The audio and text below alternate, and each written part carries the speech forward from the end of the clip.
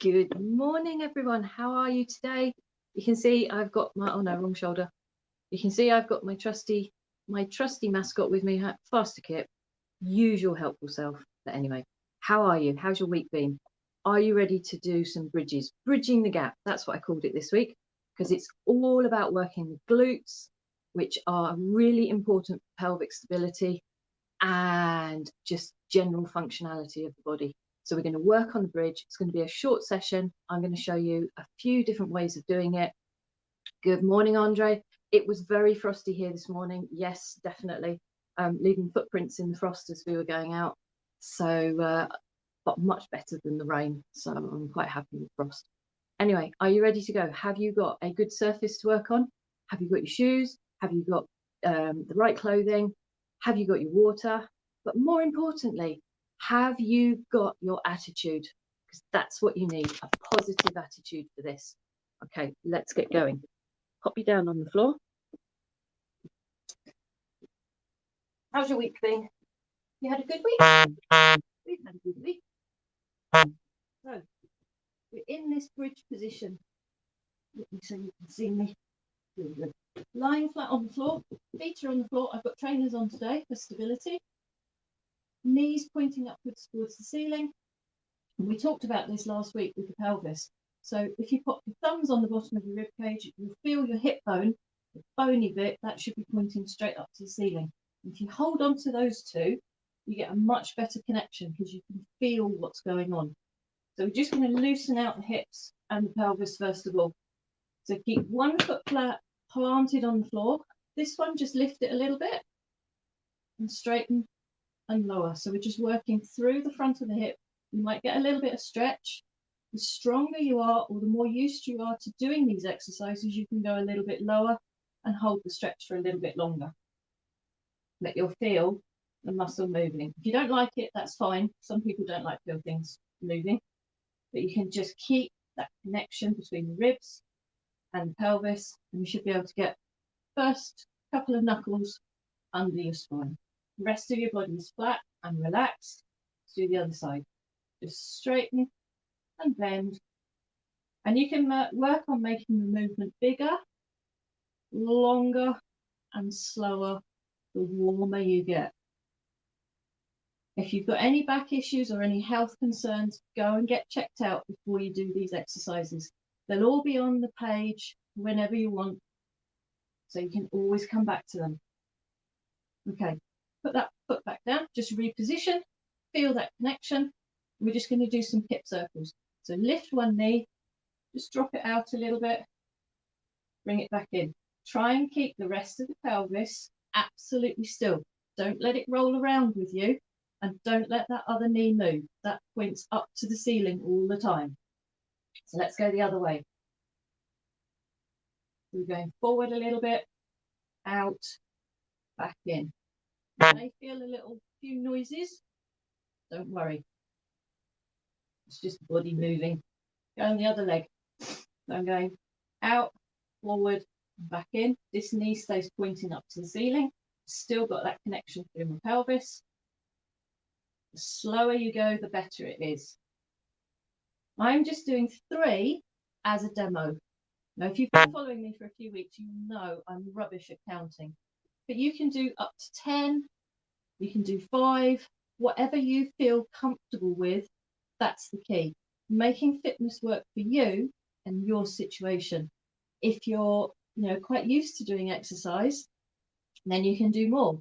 If you're new to it, then just start with 1 or 2. The last thing I want for you is to do these exercises and you hurt, or you think, oh gosh, that was far too hard. It shouldn't be like that. I want you to enjoy it, but get the benefits out of it. So we're now going to loosen out the pelvis and the spine.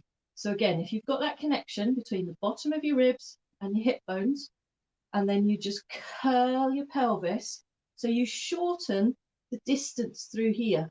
As I roll my pelvis back down that way, you can see that my fingers get further away.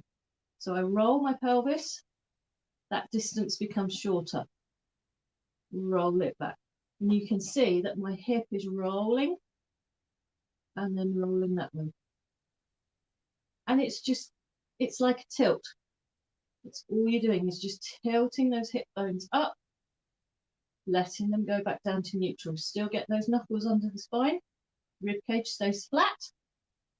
And this is really good to loosen out the lower spine. Just a couple more. And then what we're going to do is start taking it into a bridge.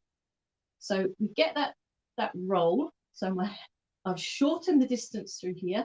And then you just peel the first few bones of your lower spine off the floor. So I'm about halfway up.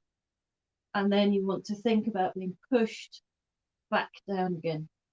Back to your starting point. Knuckles fit under my spine. Hip bones are level. Tilt and peel away. Feel that you're pushing down into the floor. Tilt, peel away, hollow, roll back down. Now we're going to go a little bit further up the spine. So I'm still shortening the distance here. I'm curling, I'm peeling away, and now I'm a bit further up. I'm on my shoulder blades, okay? So I'm up to here. Same thing. Imagine someone's pushing you back down and into the floor. So we're going to do that again. Knees stay pointing up to the ceiling. So you've got that tilt, roll and lift, halfway up to your shoulder blades. So I'm starting to get a straight line from my knee down through my hip towards my shoulder. Roll back down again. Now you may find that it's a bit clunky, and you may find that you just go up in one and you come down in one. So you just need to work on doing this and think about every single bone moving and getting that flexibility through your spine. Let's do one more. So I've got the tilt, pushing through my feet. If you start to get a bit cramp in the hamstrings, just straighten them out and give them a bit of a rub. Push through your feet, tilt the pelvis, lift up to your shoulder blades, and then come back down. Now this time we're going to go a bit further up. So same thing. Get your tilt, push through your feet, roll away. Just be careful that you're not resting too far on your neck, but you can see that I'm a lot further off the floor now. You can have your hands on the floor. I've got a straight line from my knee through my pelvis all the way down to my shoulder. Knees are pointing up to the ceiling. Feet are facing forwards. If you want to make it harder, that's when you start bringing the arms in, but we'll do that in a second. And then again, roll bone by bone by bone back down. Okay. So from here, rather than just coming straight back down, get that flexibility in through the spine. Gradually, gradually, gradually, gradually, gradually. Okay. So let's do one more. If you want to make it harder, then as you come up, you take the arms up and you can take them overhead if you're used to doing this. So same thing, feet are planted, knees are going up to the ceiling, pelvis, get your tilt, peel away, hands and arms come up, overhead. So by the time I get to the top of my bridge, my hands are above my head on the floor. Now you might be a bit tight through here and you might not be able to get your arms all the way back, but that will come with time. Hold that bridge. Now while you're here, you want to be squeezing your bottom as hard as you can. Don't let your hips drop. Keep them up, keep that straight line, keep that squeeze on, and then come back down again. So I'm going to keep my arms on the floor this time. We'll do one more. Set, tilt, roll away, lift until you get to the top, squeeze, and imagine there's a hat pin directly underneath your bottom, because if you drop, you're going to sit on the pin. The key to this is keeping the hips up all the way through. And squeeze, and you can hold it for 2 seconds, you can hold it for 30 seconds. It's up to you how strong you're feeling on the day. But it's really good for strengthening all through the back of the hip, your bottom, your glute muscles, but the more important, the side of your hip. And this helps with stability of the leg and the whole movement pattern. So then we're coming back down. Now, if you're feeling ready for it, we're going to put in some alternatives, which makes it a bit harder. You go through the same process. Stay here. You're going to feel where your pelvis is, and you're going to drop one knee very slightly out to the side. Your pelvis doesn't tilt, your body doesn't roll with it. It's just that knee moving. Now, you might only get a very small movement, and then you come back, but you're working through the side of your hip. And these little muscles are so important. There's the glute medius and the glute minimus. So that's the middle and the tiny one. And they're really important for these movements.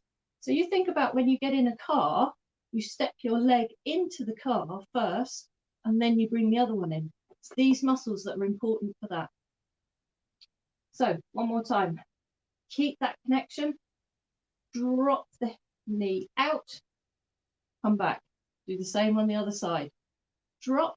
Show you what I'm doing. Keep your other leg bent because that supports your back. I'm just dropping that knee away. My pelvis isn't rolling with it. You know, I haven't got that going on. Stay still. Just the knee that goes out. One more. Fantastic. Good. Okay, let's make the bridge a bit harder. So you go through your same setting. Feet, knees, tilt, up, lift one foot off the floor. Now you don't want any dropping or any rolling. You just lift and then place it back down. You can come down, reset, lift, lift the other foot. Hold for a couple of seconds, lower back down. Down you go. Your next progression, lift it off the floor. Make sure you're in position, lower, then lift the other one, and then come back down and lift that one. Or you can come all the way down in between. That's up to you. If that's quite comfortable, you feel ready to challenge yourself, we can go a bit further.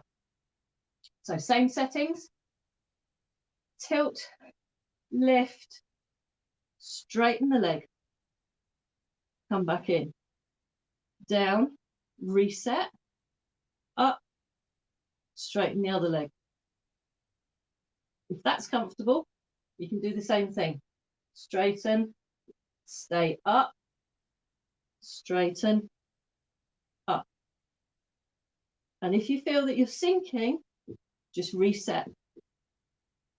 Just go back up into that bridge, lift, extend. When I do it, my leg's not coming too high. It should just about be in line with your other knee. And you can hold it for as long as you like. If you want to make it harder and you're strong, you feel comfortable, you can always do some lowering. But you need to be quite strong through your back. There shouldn't be any discomfort in your back. Same on the other side. Straighten and lower. Now, my final challenge for you for this is set, tilt, up. This leg, if you're flexible through your hamstrings, can come up. Bridge stays up, so your bottom doesn't drop. Then you lower and lift. Now, this is one of the hardest ways to do it. So you need to be strong through your back. You need to be strong through your core. But it's all those glute muscles that are still working. And let's do it on the other side. Reset, feet flat on the floor, knees up to the ceiling. Get your connection between the bottom of your rib cage and your hip bones. Tilt the pelvis up into your bridge. When you're there and you're stable, you're comfortable. Leg extends, and we go down and up. But don't compromise your movement to just try and do a harder version. Make sure you're doing it properly to begin with. And then when you're done, just have a little stretch. Bring your knees in. I'm going to come and have a look at the comments because there's a couple of comments there. Thank you for joining me, whoever's on. And if you're on catch up, you can always comment as well. And feel free to share this with anybody you like. If you think they're going to benefit from it, that'll be great. So let's have a little look. Good morning, Andre. Oh, it's not good for my hair, look. Good morning, Paula. How are you? It's great for you. You've got sciatica and this helps. Yes. So find which level works for you and stick with it. You know, don't try and push yourself too much. Just take time. I'm not boasting, but I have been doing these exercises for quite some time, years in fact. So that's why I can show you all the progressions. But start with what you're comfortable, build it up. You know, if you find that you can do 10 and you're thinking, wow, I've actually done 15, then maybe it's time to put in a little progression. And that might be lifting the leg higher. It might be taking the foot off the floor, could be going higher in your bridge, but always keep perfect form. I don't believe there's any good in doing an exercise and doing it poorly, because you're just putting in bad habits into your body. It's a bit like some of you are riders. You wouldn't ride consistently a bad 20-meter circle because you get used to doing it. And it's the same with your body. So try and make sure that you do them properly every time, and you do it efficiently and you do it effectively. And that way you'll get the most out of your workout. You know, I've known people that have said, oh, I've been in the gym for an hour and a half, but they've actually probably only done 20 minutes work, because the rest of the time they've been sitting around, they've been sitting, you know, and not actually working. Whereas, especially with something like a spin class on the bike, you go in, you do your warm up, you do the hard bit of the session, you do your cool down, and you come out and you're done in less than an hour. It depends how long the class is, rather than drooping around. You know, we do it with horses sometimes. We sort of wander into the school, and if we don't have a plan of what we're going to work on or what our goal is for that day, which is why mindset and planning is so important, then you bimble around, you do a few circles, you think, oh, what should I do now? Oh, let's have a canter. Oh, I'll do a bit of a serpentine. And before you know it, you've been in the school and you've only done 10 minutes worth of really good quality work. So think about what you want to achieve, why you want to. I read your mind fantastically, Andre, that's brilliant. Plan what you want to achieve. You know, where are your strong points? Where are the weaker points? Because really we should be working on the weaker points to get them to the same strength as the strong points. And then we are more likely to stay even in our body. Our body is never going to be completely 100% perfect, because that just doesn't exist. But we need to get it to as close as that as we can. So that's your bridging the gap for this weekend. As you can see, somebody's not impressed. I'll be back next Saturday, 9:30, with some more exercises for you. During the week, I'll be on and off. There'll be posts, bits and pieces. The main thing that's coming up in February is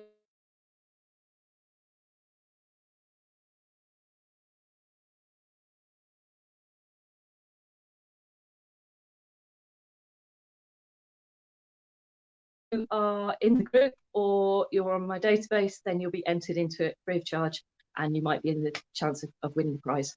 So from a very enthusiastic haggis, my mascot, and myself, have a fantastic weekend. Stay safe, look after yourselves, and I'll see you soon.